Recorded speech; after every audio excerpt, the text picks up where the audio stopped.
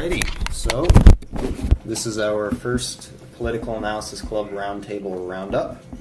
So today we have prepared two pretty important issues, I think, and pretty topical too. I mean, they happened pretty recently.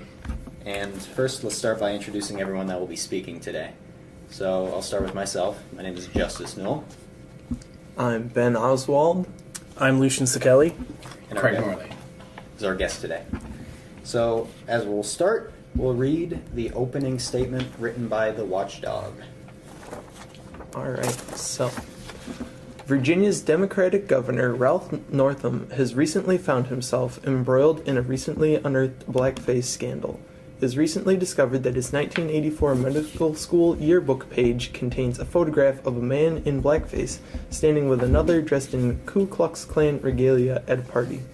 This discovery has sparked a media firestorm around the governor, and he is facing bipartisan calls for resignation, but has remained adamant that he will not resign. It is unclear whether or not Governor Northam is actually one of the two individuals photographed in the Eastern Virginia Medical School yearbook. When the story first broke, Northam initially apologized for being in the picture, but later reneged and denied being either character pictured. This flip-flop has garnered further criticism and suspicion around the photograph, and as such, members of both Virginian and federal government, including the Democratic National Committee Chair Tom Perez, as well as prominent public figures like Reverend Al Sharpton, have all called for the governor's resignation. Northam has thus far refused to resign, however, and the Virginia state government cannot begin impeachment proceedings because of both a lack of precedent as well as an absence of an actual crime or violation of office. An ancient yearbook photograph is not the end of Virginia's political scandal and turmoil. After the photo surfaced and he denied being one of the two subjects, Northam admitted to having donned blackface on a different occasion, where he wore shoe polish as part of a Michael Jackson costume for a dance competition. Lieutenant Governor Justin Fairfax, Northam's successor in case of resignation or impeachment, has been accused of sexually assaulting a colleague at the 2004 Democratic Convention, a crime which he has denied as a smear campaign around a consensual encounter. Even the Virginia Attorney General Mark Herring admitted to wearing blackface in the 1980s, a confession unprompted, as no evidence has come out to incriminate him. Although some are pushing for the Virginia top brass to clean house over this plethora of scandals, Democrats are hesitating at the idea of resignation beyond Northam, due to the fact that such clearing would place the Republican Speaker of the House as the leader of a newly blue state. All right, thank you, Ben. That was very well written. We'll now move into talking about different points made in that article and background information to be further clarified. So I will start with one thing that I think needs to be clarified first, is that on February 1st, Ralph Northam admitted to being in the photo in question, 1984. I believe it was his medical college. Yep. Yeah. He admitted to being one of the two men. He did not specify. And then, as of February 2nd, he denied being in the photo as either person. And that was reported from CNN and Fox News. And actually, I found something else that was pretty interesting about it. That's not the first time, or that wasn't the only instance of him being called on that. Because when he was in the Virginia Military Institute in 1981, one of his nicknames was, quote, Coon Man. Really? Yeah. So, Jesus. So he's digging himself a hole, and actually, all of this appeared from earlier statements that he made about abortion, which caused a lot of conservative websites to kind of attack him and look into things to discredit him. So this photo kind of arose from that time period, and then the 1981 incident also came about. So I'll get into that a little bit later, but so yeah, it's really unclear whether or not it was him in the photo, because he admitted to it at first, but then was like, oh, I got second thoughts on that. So, but that's cause for suspicion, I think. Definitely, it's really not. Why would you admit to being clear. in something and then later deny being in? I thought there was a bunch of stuff in those yearbooks too. Didn't I read that? And throughout those things, there were not quite kosher. Yeah. Yeah. Well, but it was a long time ago, so there's that. That's sort of my question: is, are you going to hold something someone's done in poor taste 30 years ago against the job that they're doing now? Yeah. Is there other evidence that the guy is some sort of racist? Yeah. That's true. That's where I found the 1981 thing to be quite interesting. Is once happening, I suppose, when. Does that just mean he dresses up as a black guy often? Is that what is implied by that Michael nickname? Jackson, so it's right. Probably has phenomenal dancing skills. I'm a great moonwalker. Maybe it's a tribute. I'm not sure. Yeah.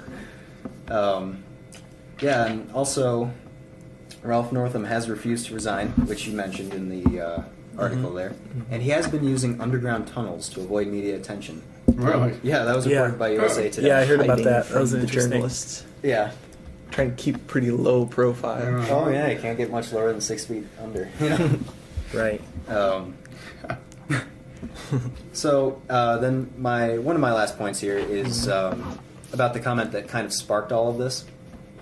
So during a radio broadcast in I don't remember actually reading what the radio station was at all, but he discussed a bill about reducing the doctors needed to sign off on an abortion from 3 to 1 in Virginia, and how he thought it had a pretty good chance of passing.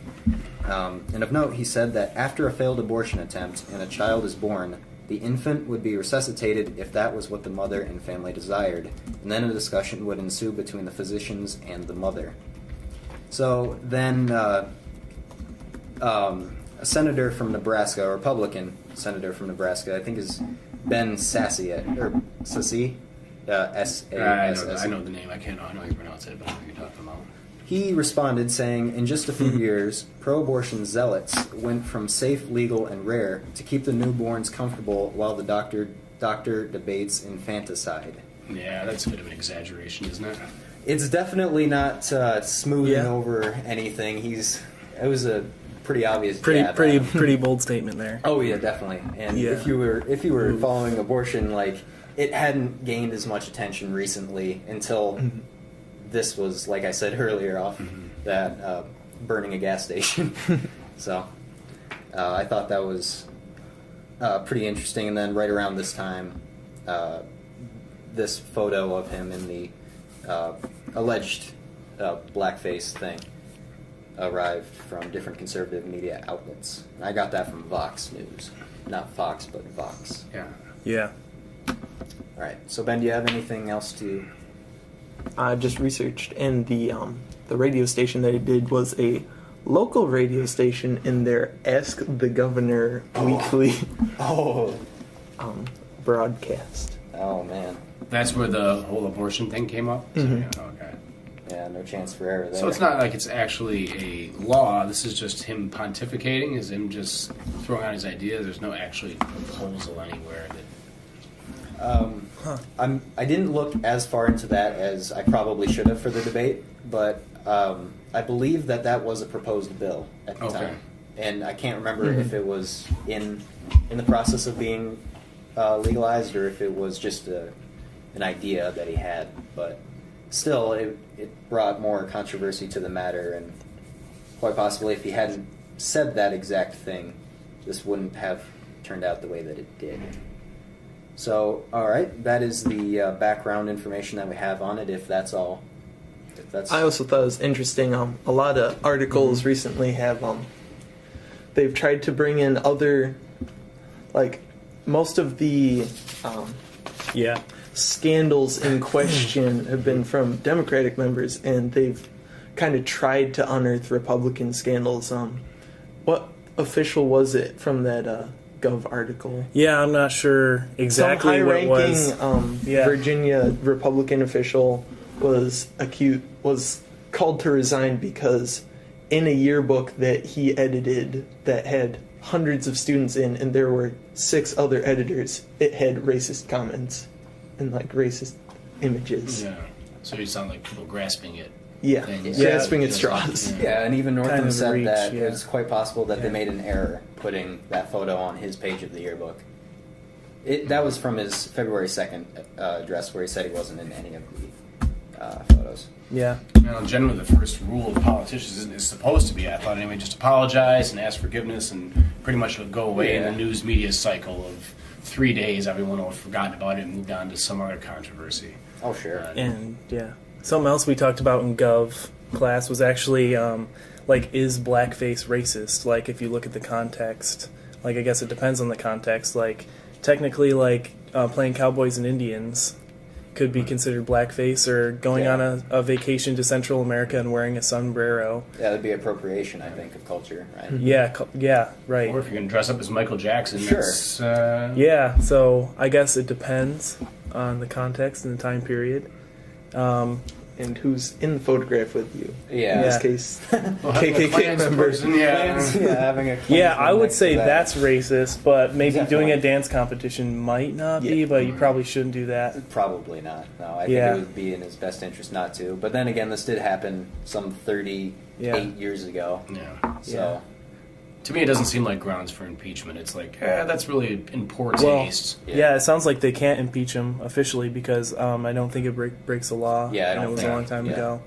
So, So they really don't want to set that Yeah. precedent. no. Plus, Yeah, right. also, All of a Yeah. sudden, there'll be a lot of people worried about what's in their yearbook from years past. yeah, exactly. and if the governor and the lieutenant governor both are called to resign, then it would go to the state house speaker, which is a Republican, if I'm not Yep. mistaken.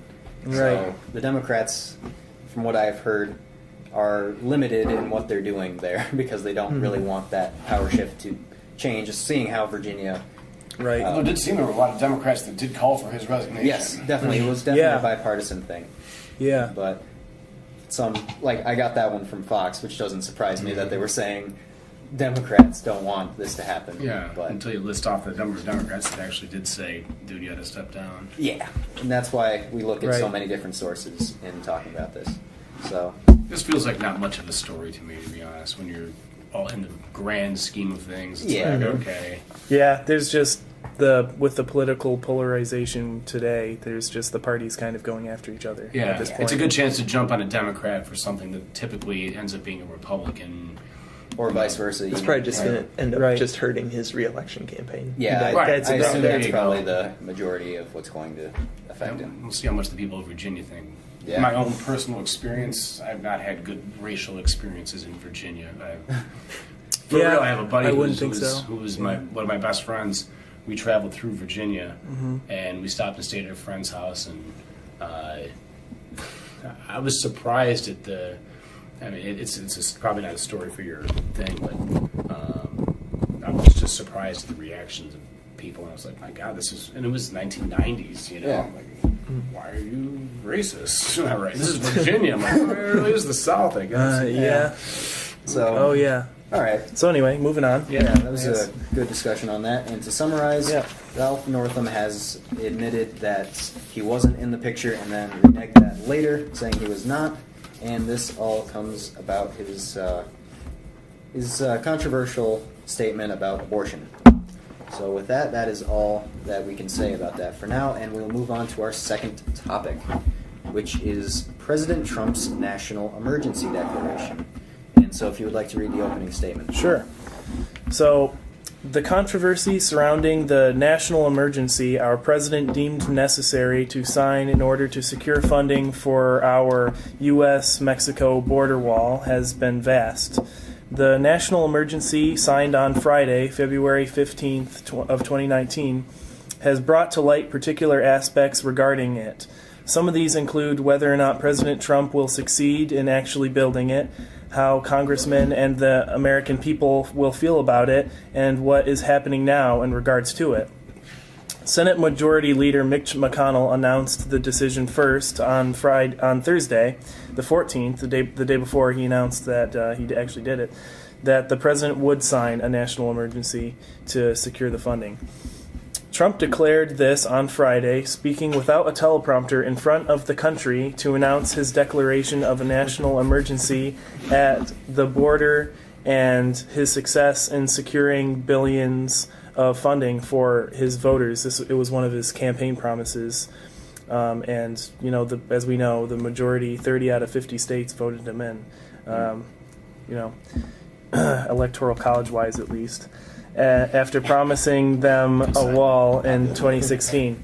The funds came from 600 million. Well, he's planning on pulling it from 600 million of it from the Treasury's drug forfeiture fund, 2.5 billion from the Department of Defense's drug interdiction program, and 3.5 billion from the military construction budget. So a lot of places he thinks are just excessive in the bureaucracy. First reported by NBC and ABC News, but retrieved from CNBC. Mr. Trump said, "I could do the wall over a longer period of time. I didn't need to do this, but I'd rather do it much faster." From CNN, of course. But that's something that's a quote. He did say that. He did say that. That's a quote I took from him, actually. But of course they televised it. The president is authorized to declare national emergencies. I got from ASTHO via as part of the implied powers president has, and through the National Emergencies Act of 1978. The fact that many presidents have done that since then, including Obama, declared a lot of national emergencies and really, I guess continued a lot of ones from previous administrations as well. Another law, 10 U.S. Code 2808, which dictates that construction authority in the event of a declaration of war or national emergency permits the Secretary of Defense to use funds that have been appropriated for military construction for the purpose of undertaking military construction projects, which is from Fox. Despite this, 16 states, all with Democrat-controlled governments, mind you, including California, New York, Colorado, Connecticut, Delaware, Hawaii, Illinois, Maine, Maryland, Michigan, Minnesota, Nevada, New Jersey, New Mexico, Oregon, and Virginia, have all filed lawsuits against the president. Surprise, surprise, a lot of people are upset about that, complaining that they are protecting their residents. That's a quote I got from New York Times. Protecting their residents from the border wall. And the Democratic-controlled House is expected to do the same eventually, as I'm sure they're angered by it. You know, these are the facts that I've pulled from many different sites, and that's what I got. Alrighty, well, thank you for that. And now we will move into the background information that we have about it and clarification. Mm-hmm. So, like you said, the National Emergencies Act of 1976 was what President Trump called upon to declare this national emergency. And something that I found pretty interesting about it, and this was reported from Vox, was that National Emergencies Act of 1976 does not define what a national emergency is specifically. That was going to be my question, is what constitutes an emergency? Is there some level of proof or something that you have to say this is an actual emergency? According to Vox, it does not. Okay. So it leaves it pretty wide open. Yeah, exactly. Mm-hmm. And as well as that, he can use 10 U.S. Code Section 2808, which Lucian mentioned, and 33 U.S. Code Section 2293, in which armed forces undertake military construction projects and the termination or deferment of Army Civil Works projects and using those resources to undertake other construction essential to national defense can be done. And that was from PolitiFact and Fox Business. So, and I think it happened very recently, but the resolution in the House to overturn was passed. Yes, yesterday. Yeah. Yeah. And I think it's expected to also pass in the Senate, just barely. I heard it was one short. They need 4 Republican, and right now I think they've got 3 Republicans. All right. But even so, it's not enough of a majority. It'll go to Trump. He can veto it. It's not veto-proof. They need 2/3 2/3 or something, yeah. You're not even close. That will be a stretch. Right. Yeah. Because they have to override a veto after. Right. Yeah. And the resolution to end the national emergency was formed by, I believe his name is Joaquin Castro. He's a Democrat from Texas. I heard about it. Many weeks before the declaration of emergency was actually written in. Right. He actually decided to write it with his local congressman in anticipation of it. So before it even got off the ground, he wanted to make Right. sure that it had something to nullify it eventually. Oh, really? Okay. Yeah. Huh. Yeah. Pretty forward thinking. And then Kevin Appleby, who is a policy director at the Center for Migration Studies, which is a nonpartisan organization based in New York, claims that the information collected by ICE says that on average, 59% of detainees at the Mexican border during the fiscal year had no prior criminal history. Keep in mind that after they are caught, they do have a criminal Yeah. record. Yeah. So it's an easy stat to skew Yeah. when Yeah. that's your only crime. And he called this a fake emergency due to that statistic. Although 41% of people having a prior criminal record as they're caught isn't Is something pretty rough. It's pretty high. Yeah. Okay. That's Could that prior crime be trying to enter the United it States could the be first time? certainly. So that's 2 out of 5 people roughly. And also that's prior convictions. Convictions, yes. So they don't have. There could have been many Yeah. alleged things that were not done. So that's what I had for that. Does anyone have anything to add for that? In terms of the background? Sure. No. It doesn't seem like there's been. You mentioned the precedents that are set. That there's no real proof. To me, initially, Yeah. it just seems like legally, how do you say no to that? Yeah. You know, if there's no basis for determining what it is, how can you say it's not legal? Right. I guess the only counter you have to a presidential national emergency is what they're doing right now, is to try to 2/3 that Yeah. real proof that resolution. Yeah. I find it interesting that he's taking money from drug seizures, Yeah.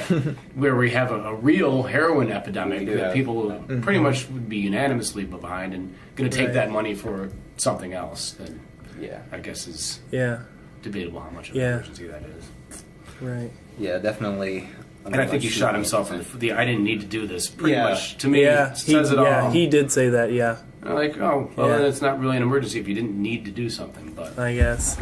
I mean, it does seem like a broad power that's almost too broad for a president that he's really exploiting and just kind of just flaunting that. I think. I think you're right, Scott. Yeah. Kind of stepping into congressional power a Yeah. touch more than intended. Yeah. Well, and that's what you hear from some of the, Yeah. even the conservative Republicans is that, Yeah. and the libertarians, Yeah. they don't want the president to be able to just often declare that kind of stuff. Whether they actually will Right. step to Trump and say, yeah, no, Yeah. Right. that's another issue. Yeah. It's Yeah. always kind of hazy when you can just bypass Congress. Yeah. Which is really the majority, or they're elected to represent the people. So you're bypassing the majority of people. Yeah. So Right. you have to be always very careful with that. And all right, let's move into the discussion about it now. So now we don't have to necessarily use these facts to back it up, but more how we feel about it. And all right, so I think personally, I don't really think that a border wall was necessary. I think definitely there needed to be some more funding for the border security, because I think that still 41% of people detained there have prior criminal convictions is something that can't be ignored. And even if anyone is caught there at the border, that means that people are still coming here illegally through that method, among other things. So I think that Right. while this is definitely a topic that needs to be resolved and needs some kind of federal attack on it, I don't know if this was the best method to do that. And I think that's sort of more universal, despite what the media Yeah. portrays as, if you're not for this wall, then you don't care about border security. Yeah. Which is... It's not an ultimatum. Yeah. Oh, that's definitely not the case. The Democrats gave them a lot of money because they do care about border security. Yeah. I think a lot of them. It's like 1 billion. Yeah. Yeah. Yeah. What they offered. How to What be they offered efficient for with, him. with your He money, just didn't and how to take be it. effective, and what's Yeah, the best use of the money. you would think he'd be good at being efficient with money, Oh, being a businessman businessman, Trump, yeah. right? But Yeah. And you the know, problem is he's you- made this big promise, and now if Yeah. that doesn't happen, I think that's what the main thing is. That was his main promise going into the campaign, and now he feels if he does want to be reelected, which it seems like he's Yeah, trying to definitely. be, then in order to be reelected, he needs to follow through on his promise, and he's just trying to do that the best way possible, I think. Although, I think the main problem is that in a lot of places, the Rio Grande is only really like half of the border or so. So in a lot of places, there isn't even a sign. yeah, You're in Oh, the yeah. U.S. now. It's like, well, this is a big country. There should at least be a sign there. Yeah, if you're out on I a mean, walk and get come on, lost, right? I'm in America now. Yeah, I think that's the biggest You're issue. illegal There should be something there. I mean, I don't know if it was on YouTube. Yeah. But I can't remember who did it. It was a a media station, and they got in a helicopter and they flew the border and just showed you the border, and it was actually really cool because 90% of people have never even seen the border. Yeah. Right. So get on and just to see what the terrain looks like, and it was really pretty cool and eye-opening. And you're right, just a lot of it's just vast open territory like severe cliffs and that like, oh yeah, I was going to come over that thing. So you need a wall there. And that's part of the problem. Is he's painted himself into That's a what corner. they want you to think. I'm going to Right? Yeah. Why would you put a wall there? That doesn't make any sense. You don't even need one. But and part of it where the Rio Grande goes through. Yeah. Right. Yeah. Yeah. Aqua wall. An aqua wall? Yeah. Right. Well, if we have the Green New Deal, we can create a bio God. wall. That's for our next That's for roundtable our roundup. So, all right. Yeah. Does anyone have anything else that they'd like to mention? No, I about think this? that's about it, actually. No, all right, so we'll move into our summary of the events. So, President Trump has declared a national emergency at the southern border, so he can bypass Congress to receive something like $6 billion, I believe, or $5 billion. Yeah, It's fluctuated. A lot. Yeah. So, a considerable amount of money to pay for a considerable border amount. wall there, instead of taking what he originally received from Congress as just more defense spending for that wall. So that's and the. Do we know when the Senate vote is on when they vote on the resolution that the House just passed? I'm not sure. It's got to be coming up because It's probably very soon. I think sometime this week. And does McConnell even have to bring it to the floor? Do they have to? I wonder. On national emergency. Yeah, it's one of the top choices on Google. So, all right. But regardless, that has passed in the House and is expected, or is, I guess, it's left up to debate whether or not it will pass in the Senate due to such a tight margin. right. But of course, if it is vetoed by President Trump, there's almost no chance that it will, that they can overturn his veto afterward. So, all right, and with that, I guess that'll wrap things up. Then. that'll wrap things up. Yeah. So, Yeah. all right. Well, thank you for listening to this. We have been the Political Analysis Club. I've been Justice Newell. I'm Ben Oswald. I'm Lucian Sacheli. Craig Morley. All right. Thank you. We'll see you next time.